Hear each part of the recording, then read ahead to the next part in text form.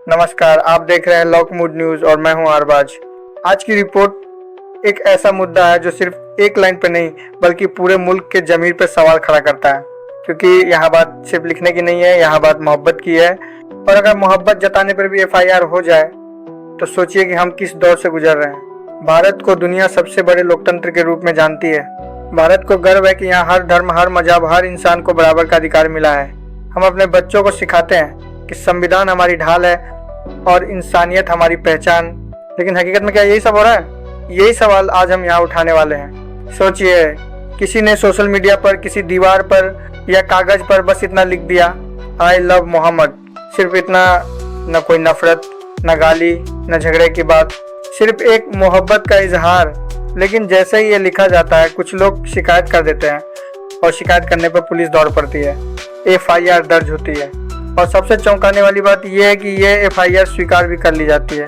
अब सवाल ये उठता है, क्या हमारे देश में मोहब्बत जताना भी जुर्म हो चुका है? क्या हमारे लोकतंत्र में मोहब्बत की कोई जगह नहीं बची? और अगर आई लव मोहम्मद लिखना अपराध है तो फिर I love Ram, I love Krishna या आई लव जीसस लिखना भी अपराध होगा? अगर नहीं तो फिर ये दोहरा मापदंड क्यों? क्या ये बराबरी है? क्या यही है वो भारत जहाँ कहा जाता है सबका साथ, सबका विकास? हमारा संविधान साफ कहता है कि हर नागरिक को अभिव्यक्ति की स्वतंत्रता है, हर किसी को अपने विचार रखने का अधिकार है और ये अधिकार किसी धर्म, किसी जाति, किसी मजहब से बड़ा है। लेकिन जब कोई अपनी मोहब्बत जताता है और उस पर मुकदमा दर्ज हो जाता है तो यह संविधान की आत्मा पर सीधा वार है। क्या आपने कभी सुना है कि किसी ने लिखा हो आई लव कृष्णा और उस पर केस हो गया हो? क्या कभी सुना है कि किसी ने लिखा आई लव राम और पुलिस ने उसे पकड़ लिया हो? नहीं सुना, क्योंकि वो सब सामान्य माना जाता है। फिर जब कोई आई लव मोहम्मद लिखता है तो वही अचानक अपराध क्यों बन जाता है? क्या मोहब्बत भी अब धर्म देखकर बांटी जाएगी? क्या इस मुल्क में लोगों को अपने नबी से मोहब्बत जताने का हक भी नहीं है? अगर यही हाल रहा तो फिर संविधान में लिखी गई बराबरी की बात सिर्फ कागज पर रह जाएगी, जमीन पर नहीं। दोस्तों, जरा सोचिए, आपके बच्चे से कोई पूछे कि लोकतंत्र क्या है तो आप क्या जवाब देंगे? क्या आप यही बताएंगे कि लोकतंत्र का मतलब है अपनी मोहब्बत जताओ और जेल चले जाओ? क्या आप यही कहेंगे कि लोकतंत्र का मतलब है एक धर्म को छूना मना है, बाकी सब पर बोलो तो कोई बात नहीं? अगर ऐसा है तो फिर लोकतंत्र का क्या मतलब बचा? ये मुल्क तब तक जिंदा रहेगा जब तक यहाँ सबको बराबरी मिलेगी। लेकिन अगर बराबरी खो जाएगी तो भरोसा भी खो जाएगा, और भरोसा टूटा तो सबसे पहले टूटेगा देश का ताना बाना। हमें यह समझना होगा कि किसी को मोहब्बत जताने से, किसी नबी या भगवान को याद करने से, किसी पैगंबर का नाम लेने से किसी को डरना नहीं चाहिए।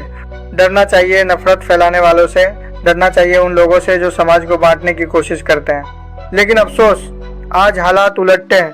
प्यार जताने वालों पर मुकदमा हो रहा है और नफरत फैलाने वाले खुले घूम रहे हैं। मैं आपसे पूछना चाहता हूँ, क्या ये वही भारत है जिसका सपना हमारे नेताओं ने देखा था, जहाँ सब बराबर होंगे, सबको बोलने का हक होगा? क्या ये वही भारत है जहाँ गांधी ने कहा था कि धर्म इंसान को जोड़े, तोड़े नहीं? अगर किसी का आई लव मोहम्मद लिखना अपराध है तो फिर हमें मान लेना चाहिए कि इस देश में मोहब्बत की कोई जगह नहीं बची। लेकिन अगर आप मानते हैं कि ये अपराध नहीं है तो फिर आपको आवाज़ें उठानी होगी, क्योंकि खामोशी सिर्फ नफरत को और ताकत देती है। आज ज़रूरत है उस भारत की जो सचमुच बराबरी पे खड़ा हो, जहां आई लव मोहम्मद लिखना भी उतना ही सामान्य हो जितना आई लव राम, जहां किसी पैगंबर, किसी भगवान, किसी गुरु से मोहब्बत जताना इंसान का हक होना की अदालत का मामला, क्योंकि मोहब्बत कभी गुनाह नहीं हो सकती। दोस्तों, यह रिपोर्ट सिर्फ एक FIR की नहीं है, ये रिपोर्ट हमारी सोच, हमारी नीयत और हमारे लोकतंत्र की असलियत की है। अगर हम मोहब्बत जताने पर भी मुकदमे दर्ज करने लगेंगे तो समझ लीजिए कि नफरत जीत रही है और इंसानियत हार रही है। मैं आपसे पूछता हूँ, क्या ये वही भारत है जहाँ सब बराबर हैं? क्या ये वही भारत है जहाँ संविधान सबको आज़ादी देता है? क्या ये वही भारत है जिसे हम गर्व से दुनिया का सबसे बड़ा लोकतंत्र कहते हैं? अगर जवाब हाँ है तो फिर मोहब्बत पर केस क्यों? और अगर जवाब नहीं है तो फिर हमें अपनी खामोशी तोड़नी होगी। आप देख रहे थे लॉक मूड न्यूज़, सच की आवाज़ आपके अपने अरबाज के साथ। अगर वीडियो पसंद आया हो तो लाइक करें, कमेंट करके अपनी राय ज़रूर दें और चैनल को सब्सक्राइब करना ना भूलें। मिलते हैं अगली सच्ची खबर के साथ, तब तक के लिए जय हिंद।